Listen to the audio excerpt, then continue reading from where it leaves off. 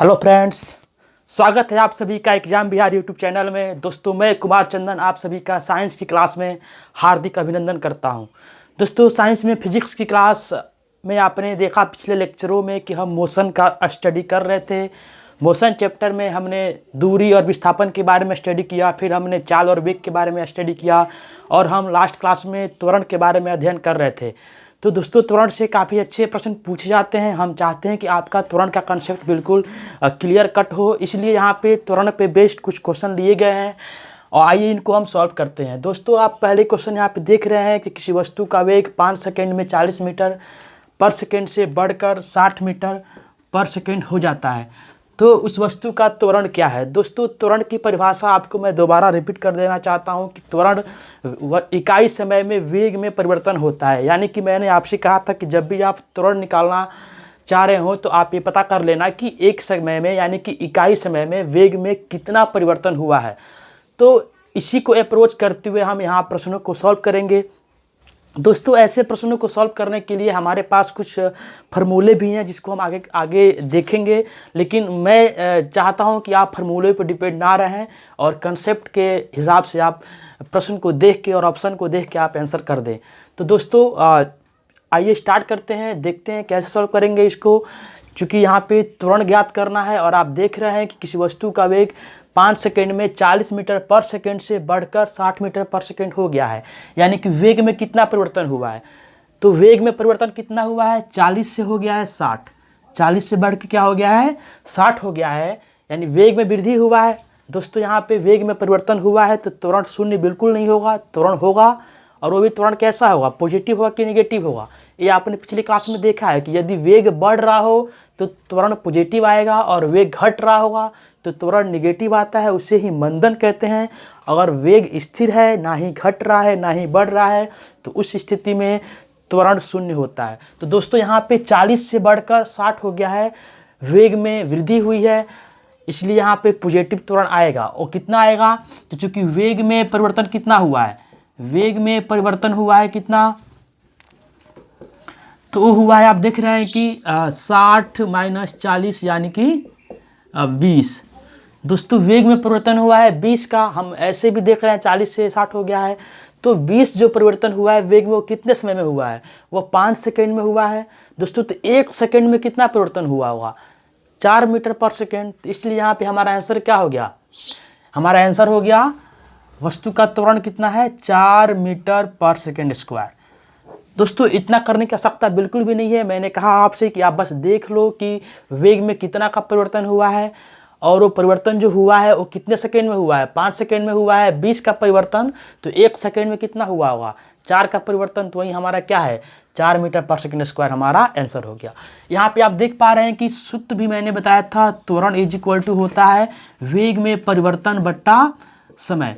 और वेग में परिवर्तन कैसे निकाला जाता है, वेग में परिवर्तन के लिए हम करेंगे अंतिम वेग जो कि 60 है और माइनस प्रारंभिक वेग जो कि 40 है, इसलिए हमारा 60 माइनस 40 बट्टा क्या हो गया, समय कितना है, 5 सेकेंड। इसलिए आप देख रहे हैं कि 20 बट्टा क्या हो गया, 5, और ये आपका हो गया 5 चौका 20, इसलिए आपका आंसर आ गया 4 मीटर पर सेकेंड स्क्वायर। ये आपका इस प्रश्न में वस्तु का त्वरण होगा। दोस्तों, आइए अगले प्रश्न को देखते हैं। सेम यहाँ पे वही काम करना है। यहाँ पे थोड़ा प्रश्न अलग तरह का दिया हुआ है। यहाँ पे आपको त्वरण दे दिया गया है, किसी वस्तु का त्वरण 2 मीटर पर सेकेंड स्क्वायर है और इस त्वरण से वो चल रही है, और तो 5 सेकेंड के बाद उसका वेग क्या हो जाएगा यदि वह वस्तु विराम अवस्था से प्रारंभ हुई होती है। दोस्तों, यहाँ विराम अवस्था का मतलब है कि वस्तु का जो प्रारंभिक वेग है वो क्या मानेंगे, हम शून्य मानेंगे। वस्तु का प्रारंभिक वेग 0 मीटर पर सेकेंड है और इतना 2 मीटर पर सेकेंड स्क्वायर की त्वरण से वो चल रही है, तो आफ्टर 5 सेकेंड बाद उसका वेग क्या हो जाएगा, क्या 0 ही रहेगा या फिर 2 रहेगा, मैं क्या रहेगा। आइए देखते हैं यहाँ पे कैसे सॉल्व करेंगे। दोस्तों, यहाँ पे आप देख पा रहे हैं कि त्वरण यहाँ पे दिया हुआ है 2 मीटर पर सेकेंड स्क्वायर। दोस्तों, तो त्वरण का बेसिक मतलब क्या होता है ये आपको समझना होगा। दोस्तों, मैंने कहा था कि त्वरण होता है इकाई समय में वेग में परिवर्तन।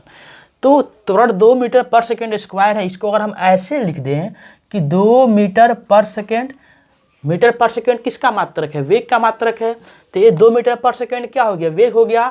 आप प्रति सेकेंड कर दें तो हो सकता है ना 2 मीटर पर सेकेंड स्क्वायर यानी कि 2 मीटर पर सेकेंड यानी सेकेंड सेकेंड क्या हो जाएगा, स्क्वायर हो जाएगा। तो यहाँ पे आप देख रहे हैं, यहाँ एक छुपा हुआ है, तो आप देख रहे हैं कि ये वही चीज़ तो है, इकाई समय में वेग में परिवर्तन है, यानी कि 2 मीटर प्रति सेकेंड क्या हो रहा है, वेग में परिवर्तन हो रहा है।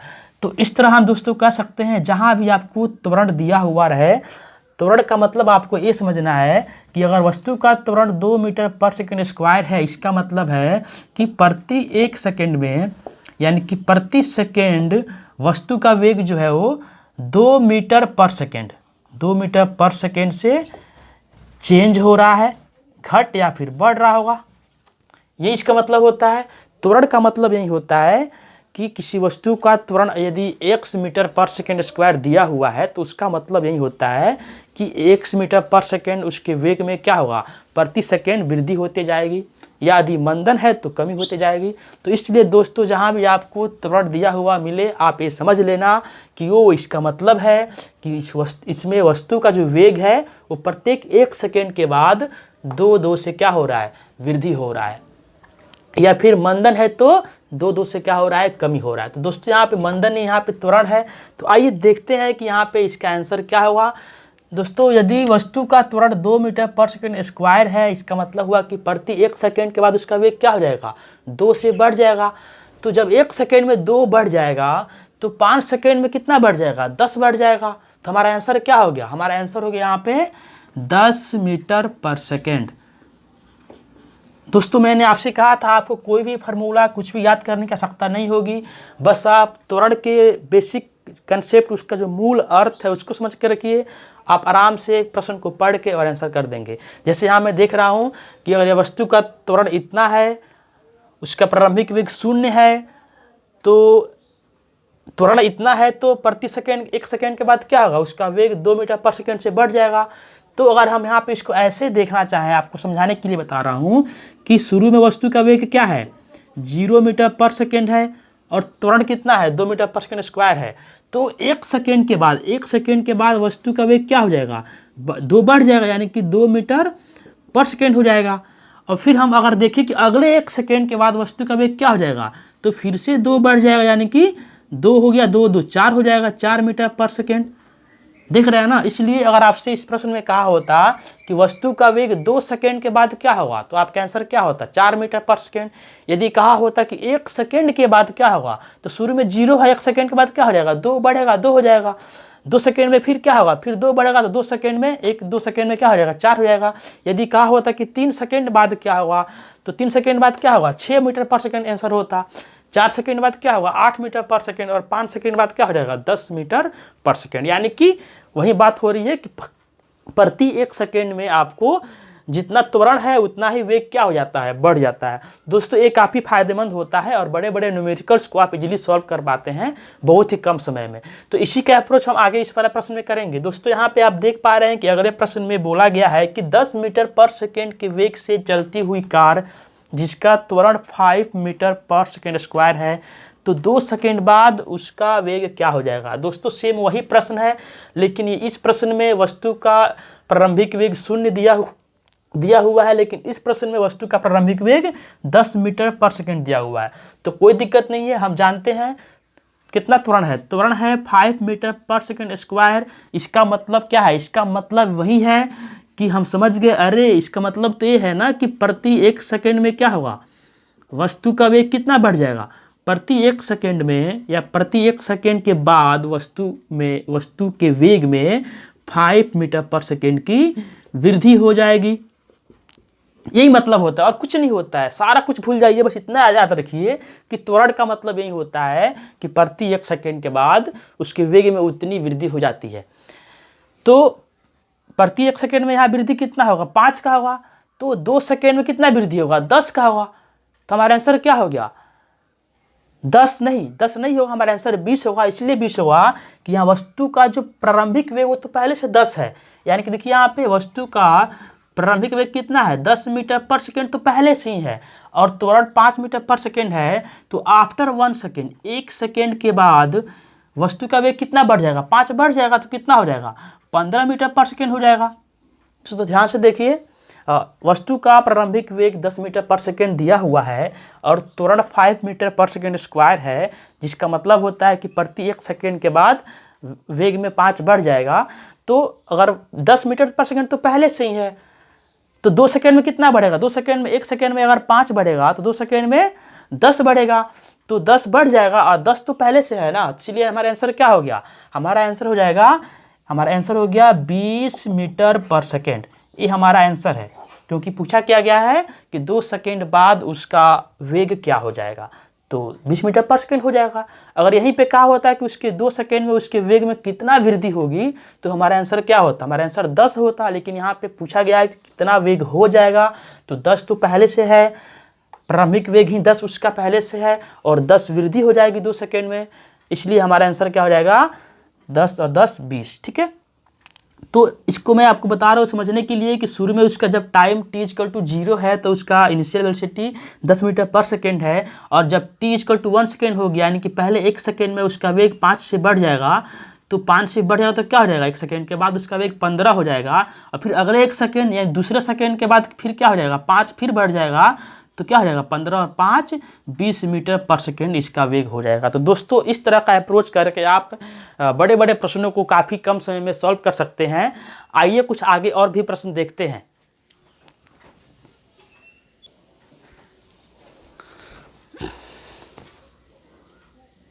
हेलो दोस्तों, तो आप यहाँ पे एक और प्रश्न देख पा रहे हैं, आइए इसको सॉल्व करते हैं। इस तरह का प्रश्न परीक्षा में कई बार पूछा भी गया है।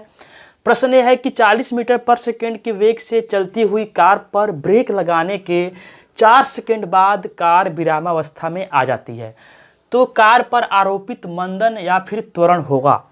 दोस्तों सबसे पहले बात तो आपको ये ध्यान रखना है कि इस प्रश्न में त्वरण होगा या मंदन होगा।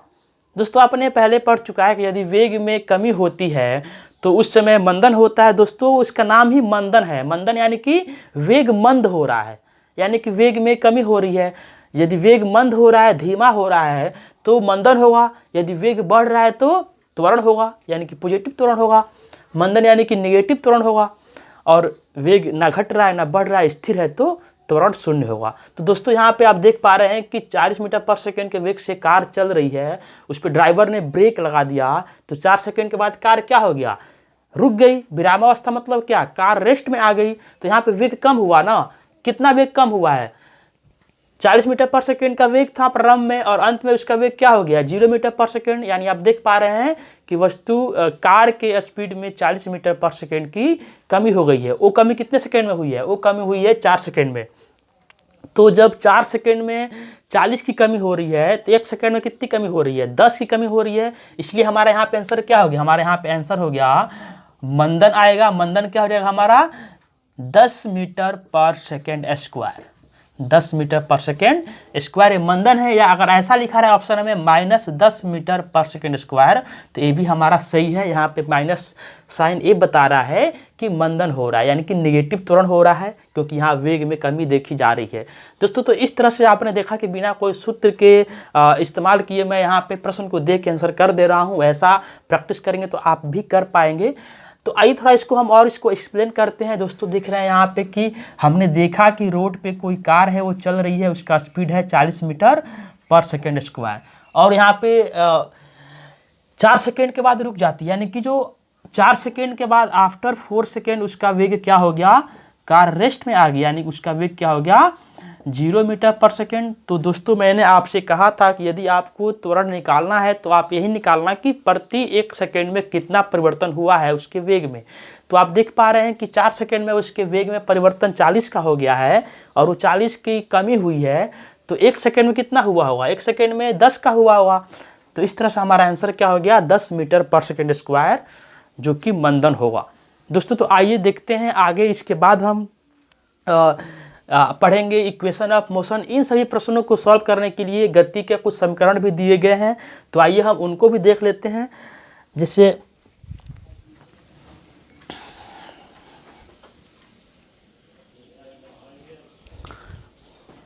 दोस्तों तो अब हम देखते हैं कि गति के कुछ समीकरण दिए गए हैं। चूँकि हम मोशन चैप्टर पढ़ रहे हैं, मोशन चैप्टर में हमने दूरी विस्थापन पढ़ा, चाल और वेग पढ़ा, और त्वरण के बारे में पढ़ा। तो इन्हीं के बीच क्या रिलेशन है, क्या संबंध है, इसको डिराइव किया गया है। यहाँ पे आप देख पा रहे हैं कि गैलीलियो एक साइंटिस्ट जो है, गैलीलियो और उनका एक शिष्य था टोरिसेलो। तो गैलीलियो और टोरिसेलो ने एक गति के समीकरण दिए हैं। दोस्तों न्यूटन ने गति के नियम दिए हैं, लेकिन गैलीलियो और टोरिसेलो ने गति के इक्वेशन जो आप देख पा रहे हैं और बचपन से इन्हें हम पढ़ते आ रहे हैं, इनको गैलीलियो उनके शिष्य ने डिराइव किया है।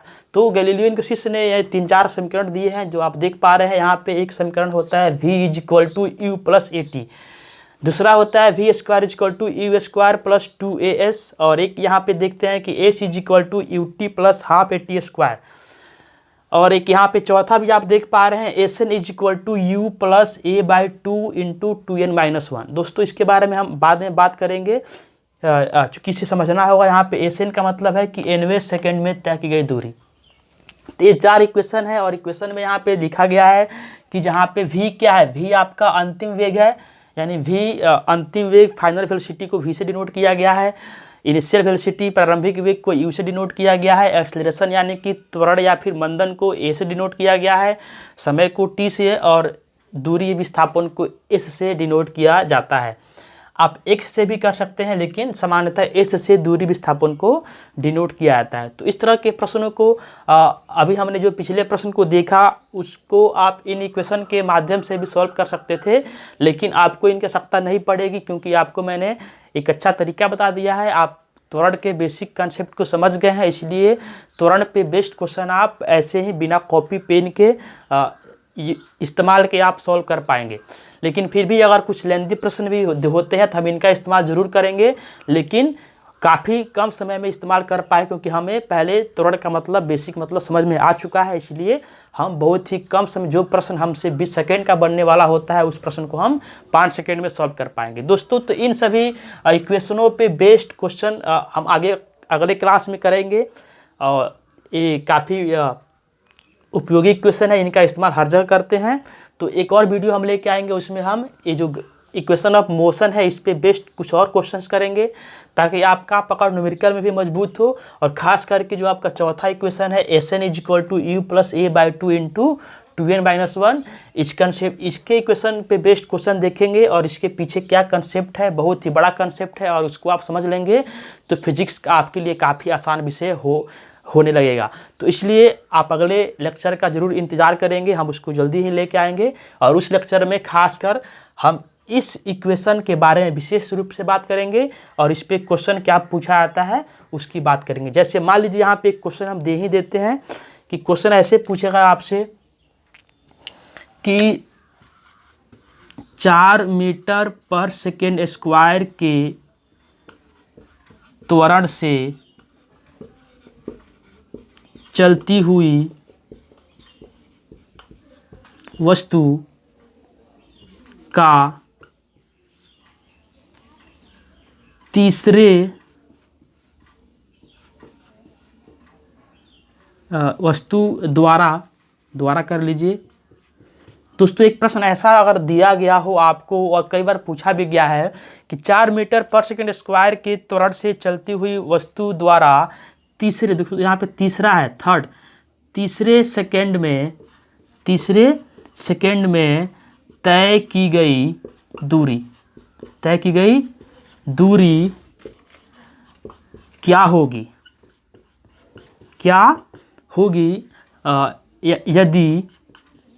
यदि वस्तु का प्रारंभिक वेग, मान लीजिए प्रारंभिक वेग 10 मीटर/सेकेंड हो। तो इस तरह का प्रश्न, एग्जाम्पल एक है, इस तरह का प्रश्न या किसी भी तरह का प्रश्न इस तरह का पूछे तो आप बड़ा इजीली सॉल्व कर पाएंगे। तो यहाँ पे इस अंतर को समझना है दोस्तों कि आप देख पा रहे हैं कि 4 मीटर/सेकेंड² के त्वरण से चलती हुई कार के द्वारा तीसरे सेकंड में तय की गई दूरी पूछी है। और एक प्रश्न ऐसे पूछ सकता है कि वस्तु के द्वारा 3 सेकंड में तय की गई दूरी, 3 सेकंड में तय की गई दूरी, और एक भाषा ऐसे इस्तेमाल किया गया है कि तीसरे सेकंड में तय की गई दूरी, तीसरे सेकंड में तय की गई दूरी। तो दोस्तों ऐसे प्रश्न के लिए आप क्या इस्तेमाल करेंगे? आप बड़ा इजी सोचेंगे कि भाई हमारे पास एक फार्मूला है जो हम बचपन से पढ़ते आ रहे हैं, S = UT plus half AT²। चूँकि हमें U गिवन है 10 मीटर पर सेकेंड, हमें T दिया हुआ है 3 सेकेंड और A दिया हुआ है 4 मीटर पर सेकेंड स्क्वायर, T भी दिया हुआ है। तो इसका इस्तेमाल करके आप इसको बना लेंगे, लेकिन वो बिल्कुल ही गलत हो जाएगा, क्योंकि यहाँ पे जो आपको तीसरे सेकंड में तय की गई दूरी के बारे में पूछा गया है, ना कि 3 सेकंड में तय की गई दूरी के बारे में पूछा गया है। तो दोस्तों 3 सेकंड में तय की गई दूरी और तीसरे सेकंड में तय की गई दूरी के अंतर को समझना है, दोनों ही अलग अलग चीज़ें हैं। तो इसका हम अगले लेक्चर में इसका हम विश्लेषण करेंगे कि इसमें क्या अंतर है। तो अगर आपसे पूछे कि तीसरे सेकंड में, चौथे सेकंड में, 5वें सेकंड में तय की गई दूरी क्या हुआ, तो हमें इस फार्मूले का इस्तेमाल करना है, क्योंकि वो तीसरा सेकंड पूछा गया है, ना कि 3 सेकंड। तो दोनों में काफ़ी डिफरेंस है, इसलिए यहाँ पे एक सूत्र दिया गया है अलग से, और इस सूत्र का इस्तेमाल आप चाहें तो कर सकते हैं। अगर अगले क्लास में अगर आप मेरा वीडियो देखते हैं तो आपको इस सूत्र के इस्तेमाल करने की आवश्यकता नहीं पड़ेगी। आप जैसे अभी इसके पीछे देख रहे थे, आप प्रश्न को पढ़ के लॉजिक से ही आंसर को फाइंड आउट कर लेंगे। दोस्तों तो इसके लिए हम अगले लेक्चर में मिलेंगे फिर आपसे, तब तक के लिए विदा लेते हैं। धन्यवाद।